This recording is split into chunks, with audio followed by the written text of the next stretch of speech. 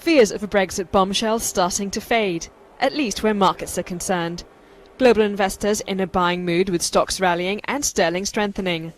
They're getting a boost from polls showing support for Britain staying in the European Union, regaining momentum before Thursday's vote. The markets are just having a little bit of a relief rally to start the week on the assumption that perhaps, rather like in the Scottish referendum in September 14, that whilst a vote for change did have solid opinion poll support prior to the event, as we came closer to the poll itself, then some of that vote for change started to dissipate.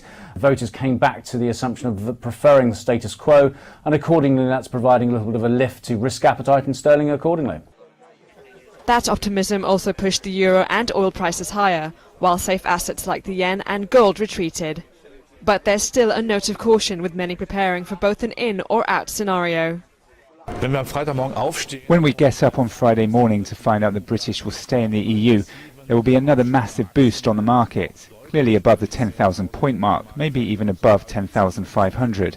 If they leave, we definitely will have a very sad Friday, something like Friday the 13th. Except that it's not the 13th. As the referendum approaches, more British executives have spoken out in favour of the Remain campaign. Those include Richard Branson, the Premier League boss, and the UK directors at Toyota, Jaguar Land Rover and BMW.